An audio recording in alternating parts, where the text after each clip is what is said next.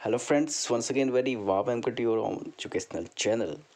काफ़ी कन्फ्यूज़न आप लोगों को लग रहा है। आप लोगों का एग्ज़ाम है नेक्स्ट मंथ और अभी तक बहुत से विद्यार्थी ऐसा मैसेज कर रहे हैं कि सिलेबस अदर थिंग्स क्या पढ़ना है, कहाँ से पढ़ना है, ये चीज़ें जो है क्लियर नहीं हो पा रही हैं एपीएस में। देखिए, एपीएस का क्लियर कट मैंने कई बार आप लोगों को जो है अपलोड किया हुआ है वीडियोस में, कि जिसमें बताया हुआ है डिटेल में।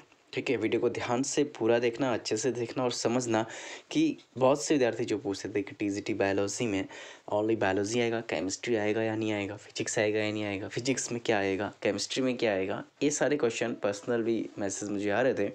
सो मैं आज आपको एकदम क्लियर कट आइडिया देता हूँ। ठीक है, कोविड के कारण थोड़ा सा इसमें मार्क्स आपका थोड़ा कम ज़्यादा हो सकता है लास्ट ईयर के अकॉर्डिंग, लेकिन इसी पैटर्न पर चलता है। देखिए, army public school teacher syllabus and exam pattern for TGT and PRT, ठीक है, सबके लिए है। सो यहाँ पे जो दिया गया है पैटर्न इस तरह का है। ठीक है, ये आपको सबको पता है। पार्ट ए आता है, पार्ट बी आता है, ये लगभग सबको पता है।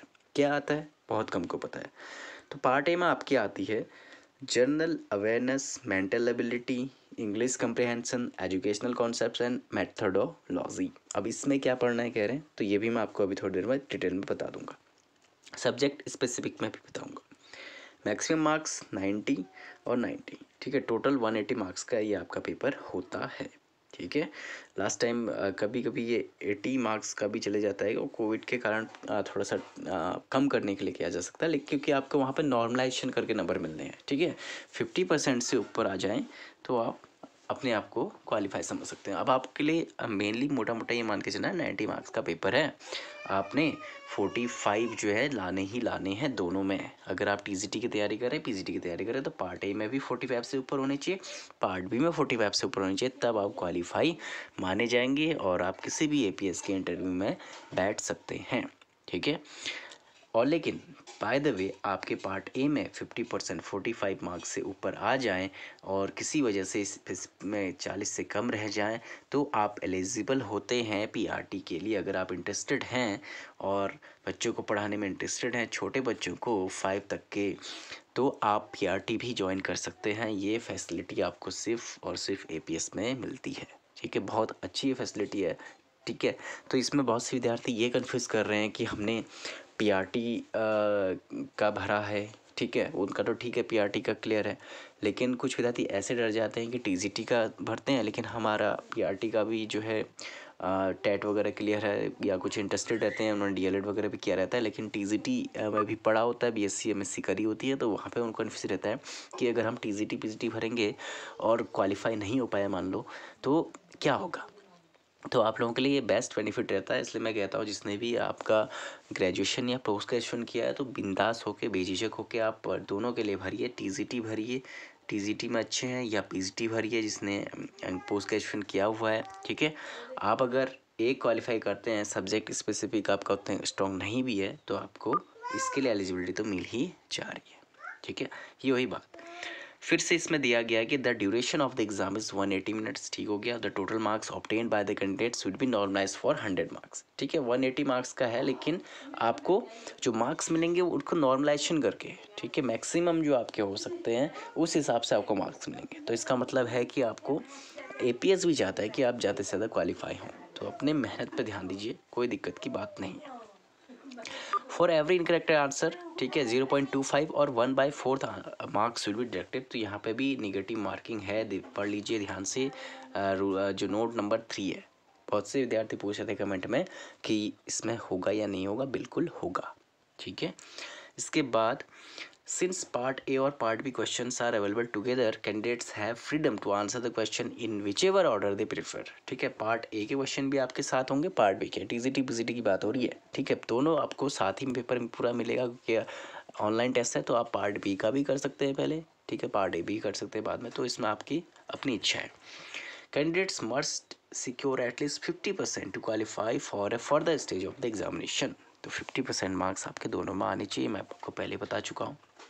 अब जो मेन बात आ रही है टीजीटी में, जो कन्फ्यूज़न आपको बहुत ज़्यादा है, बहुत से एस्पिरेंट को, तो यहाँ पे देखिए कि for TGT papers of science and social science subjects there will be a portion of question pertaining to parallel subjects. ठीक है, जो आपके पैरेलल सब्जेक्ट हैं उनसे भी क्वेश्चन बनेंगे। कैसे? For example, TGT physics paper will have 20% questions of chemistry and biology. समझ गए? कोई दिक्कत की बात नहीं है।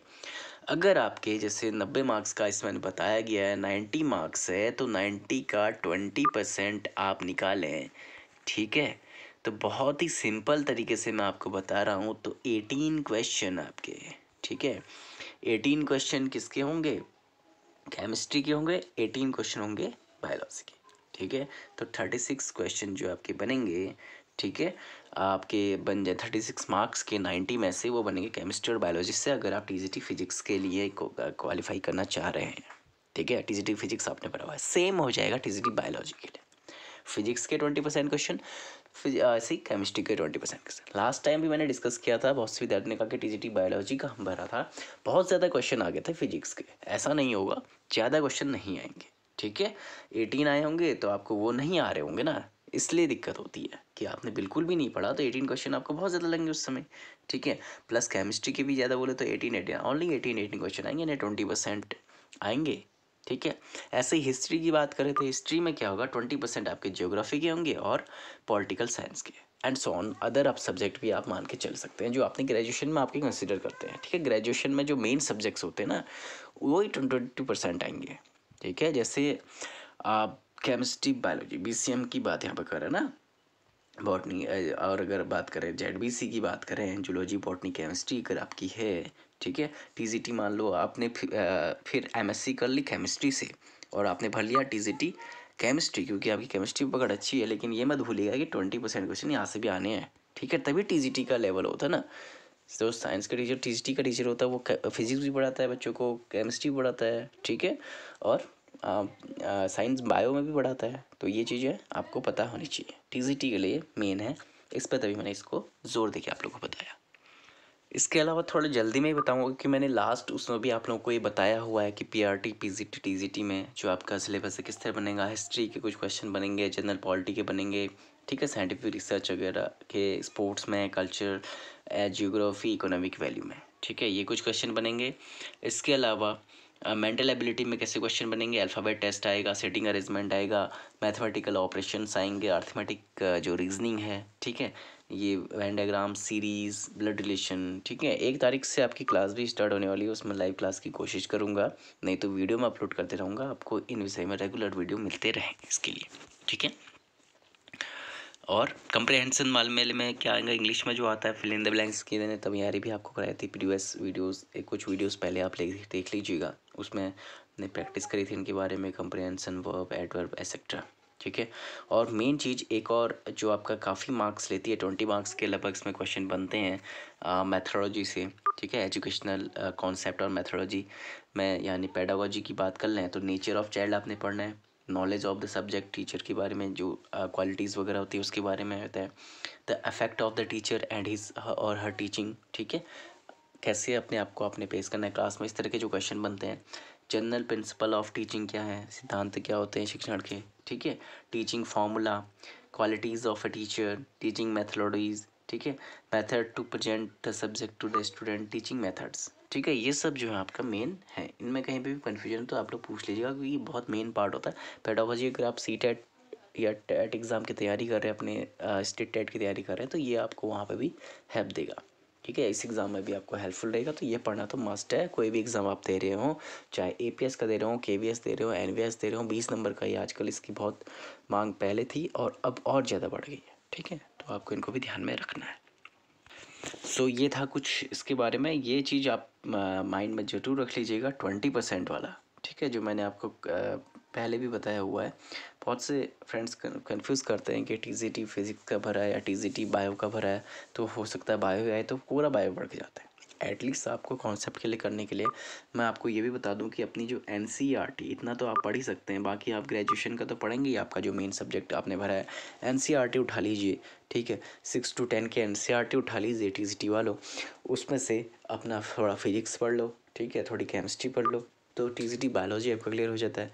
ऐसे फिजिक्स वाले थोड़ा बायो पढ़ लें, थोड़ा केमिस्ट्री पढ़ लें, केमिस्ट्री वाले थोड़ा फिजिक्स पढ़ लें, थोड़ी केमिस्ट्री पढ़ लें, तो ये चीज़ें आपकी क्लियर हो जाएंगी। ऐसे ही मैं बात करूँगा हिस्ट्री में भी, ठीक है। कुछ ज्योग्राफी का सेक्शन, कुछ पॉलिटिकल साइंस का सेक्शन आप लोग क्लियर कर लीजिए अपना, ठीक है।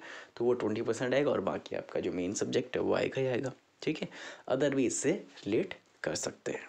कहीं पे भी फिर से कोई कन्फ्यूजन हो तो आप लोग मुझसे पूछ लीजिएगा, और लाइव क्लासेस के लिए रेडी रहेगा 1 फ़रवरी से। तो मिलते हैं आपसे नेक्स्ट वीडियो में। और कुछ आपको जानकारी चाहिए हो नया वीडियो में आपको पीआरटी या किसी सब्जेक्ट स्पेसिफिक प्रीवियस के क्वेश्चन का लेकर आता हूँ। मिलते हैं आपसे नेक्स्ट वीडियो में। Thank you.